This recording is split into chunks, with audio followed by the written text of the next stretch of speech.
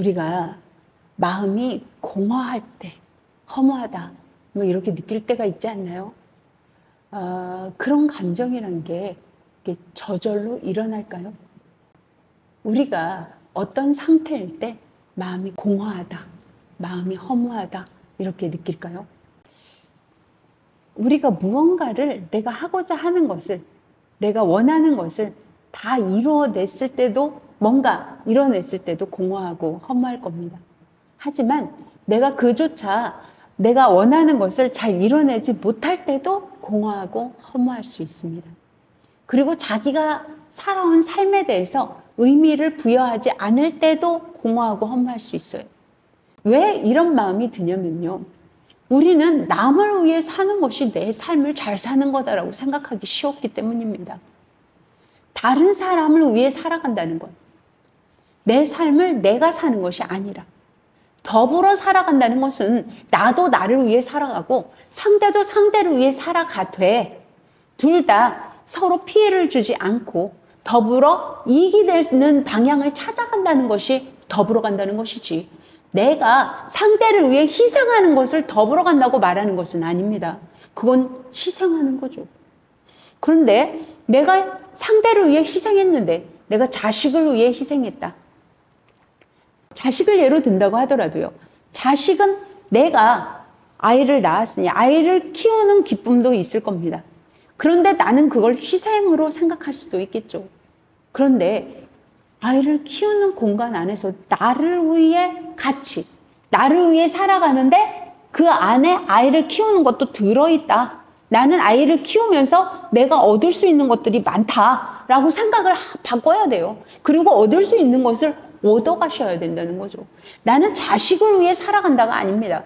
내 삶을 살아가는데 내 아이라는 존재가 이렇게 그 존재로 인해서 내가 성장하겠다라고 바라본다면요, 아이를 키우면서 내가 성장할 수 있는 많은 것들이 있다는 것을 여러분은 스스로 알 수 있습니다.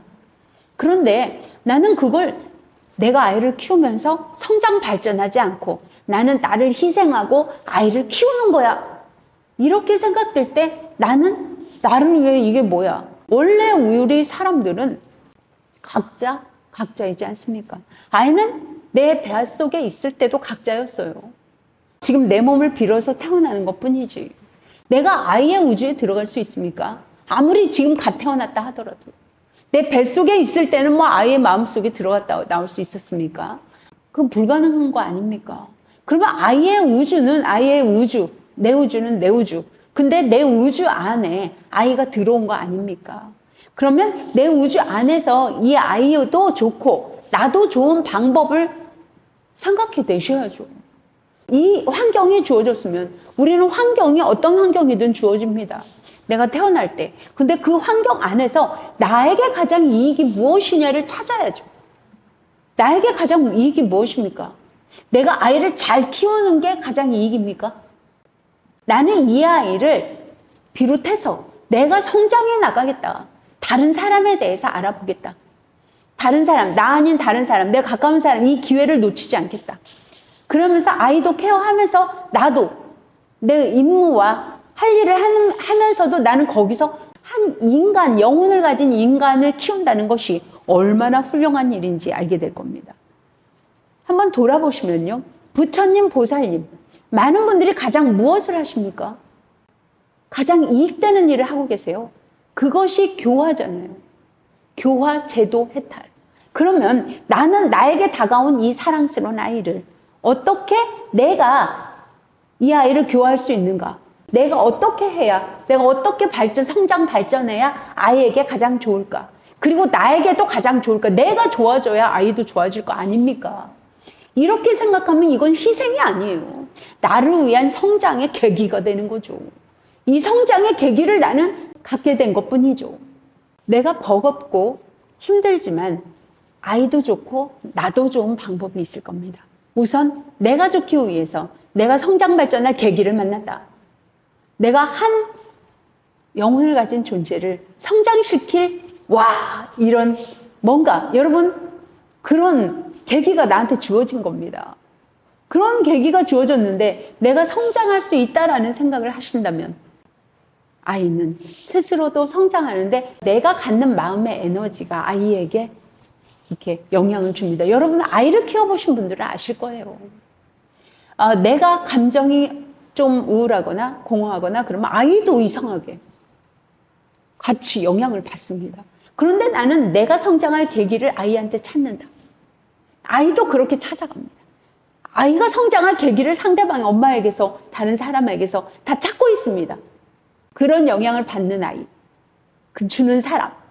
자, 내가 공허하고 허무하다라고 하는 그것은 내가 정말 아이가 다 컸을 때 그러함에도 불구하고 아이가 다 성장했을 때 와, 좀 시원섭섭하다. 그렇지만 나는 또 다른 계기로 또 다른 이제는 내 책임감 의무가 아닌 내가 좋아서 하는 걸로 또 찾아보자라고 생각하면 더 기쁠 것 같은데. 그리고 모든 성공을 이뤄냈을 때도 이 성공 안에서 또 다른 걸 찾아내신다면 공허하고 허무할 일이 없다는 거죠. 근데 나는 거기까지야 라고 생각을 해버리니까, 나는 다 왔어 라고 생각을 해버리니까 공허하고 허무해지는 것 아닐까요? 그리고 모든 일을 할 때 내가 나를 위한 일이야, 나를 위한 일이기에 난 이 일에 최선을 다할 거고, 이것은 나만을 위한 게 아니라 상대도 좋은 눈에 보이는 일이야. 자식을 키우는 것은 이렇게 자기의 성장 발전을 위해 살아가고 나면, 그리고 그 후에도 계속되는 나의 성장 발전을 위해 무언가 찾고 연구하신다면 여러분에게 허무하다, 공허하다 이런 마음이 들까요? 저는 계속 사람은요 무언가를 자기 성장 발전을 위해 찾아야 된다고 생각합니다. 죽을 때까지요. 아니, 죽어서도요.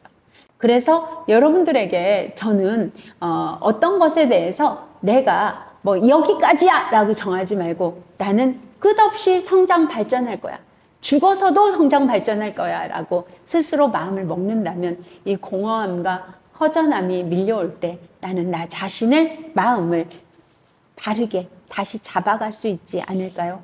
그리고 여러분, 부처님의 세계조차도 부처님 위에 또 부처님이 계시고요. 또 그 위에 부처님이 또 계십니다. 부처님들도 성장, 발전하고 계십니다. 구독과 좋아요는 저에게 큰 힘이 됩니다. 감사합니다.